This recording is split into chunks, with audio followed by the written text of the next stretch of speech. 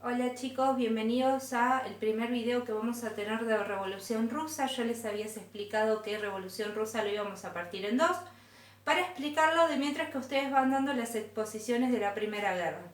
Lo separé del programa de Primera Guerra Mundial porque en general se ve junto, pero como yo les dije, como hicimos el trabajo en etapas, mientras veíamos, sino 2 semanas Revolución Rusa, los demás países que no eran Rusia no iban a tener de qué escribir. Así que por lo tanto lo dividí en estos dos videos para explicárselos porque va a ser fundamental entender la Revolución Rusa para después ver lo que pasa en el periodo entre guerras y en la Segunda Guerra Mundial, para que vayan haciendo las exposiciones tranquilos y vamos explicando el tema. Bien, entonces estamos a principios del siglo XX. ¿Qué estaba sucediendo en Rusia? Para que se den en cuenta, Rusia era un imperio. O sea que tendría gran extensión de territorio. Y lo gobernaba un zar que era como un emperador.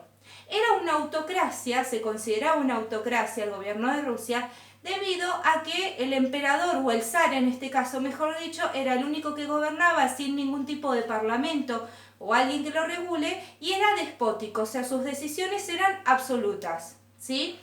Estamos hablando como si fuese una monarquía absoluta, pero dentro de una semidemocracia. En el proceso de que se fue conformando este imperio ruso, muchas nacionalidades se fueron sumando, ya que debido a la extensión de territorio que tomó Rusia, tomó y fue acopiando distintas nacionalidades, como por ejemplo los polacos, los lituanos, estonios, ucranianos, armenios, etc. O sea, fíjense lo diferente que es nuclear a todas esas nacionalidades dentro de un mismo imperio. Cuando fue llegando el proceso de industrialización para Rusia, porque fue lento, en realidad Rusia tuvo su proceso de industrialización casi finalizando el siglo XIX, cuando países como Gran Bretaña, Francia, Italia ya habían tenido su proceso de industrialización, así que el de Rusia fue un poco más tardío.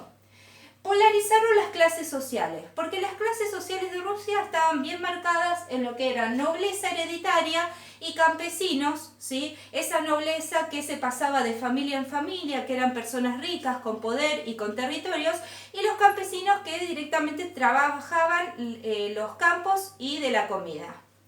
A esas clases se le sumó una burguesía que vendría a ser como una clase media que empezó a escalar, ¿sí? La burguesía como clase media, y una clase obrera creciente debido al proceso de industrialización que estaría debajo de la pirámide con los campesinos.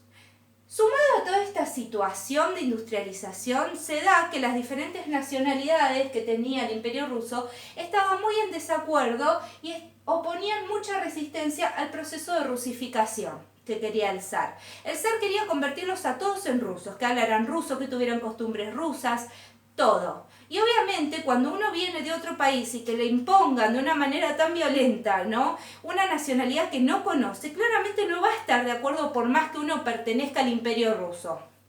Por lo tanto empezaron los disgustos por el proceso de rusificación, sumado a que las condiciones de la clase obrera y la clase de los campesinos eran muy malas. Había muchísima pobreza, no había ningún derecho, había muchísima diferencia entre la nobleza y las clases bajas. Todo esto inició podríamos decir, un proceso en contra del zar, que comenzó con estas malas condiciones de las que estamos hablando. Para 1898 se forma el Partido Social Democrático, que lo forman un grupo de marxistas, o sea, gente que apoyaba las ideas de Marx. Y en 1903, por diferencias dentro de este mismo partido, se divide en dos el mismo partido. Por una parte tenemos a los mencheviques, que eran socialistas más moderados, más del cambio paulatino, más de esperar, eran más tranquilos. Y por otra parte tenemos a los bolcheviques, que querían la revolución absoluta, que querían derrocar al zar, querían un sistema socialista, y ese grupo llamado bolcheviques lo encabeza Lenin, Vladimir Lenin, que es una figura que va a ser de mucha importancia para el video que viene. Para 1904, Rusia entra en guerra con Japón, lo cual desgastó muchísimo la figura del zar debido a que esa fue una guerra perdida para Rusia. Y para 1905, los campesinos y la clase obrera salen a las calles de Rusia a pedir mejoras laborales. Podríamos decir, ese pedido de la sociedad fue totalmente reprimido por parte del zar. Salieron a las calles a reprimir a todos los campesinos y la clase obrera, y eso generó muchas revueltas y huelgas por parte de esta clase. Lo cual, en consecuencia de todo este alboroto social, el zar creó la Duma.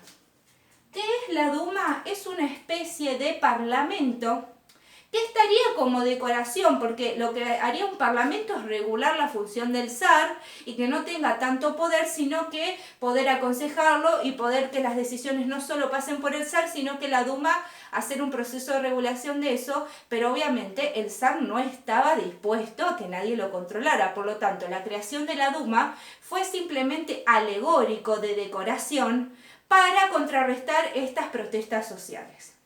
Hasta acá llegamos en el video de hoy, ¿sí? En el video que viene vamos a ver cómo se desata toda la revolución y el rol que va a tener Lenin y los bolcheviques dentro de esta revolución. Espero que se haya entendido y nos vamos a ver seguramente en el Meet del viernes. Les mando saludos.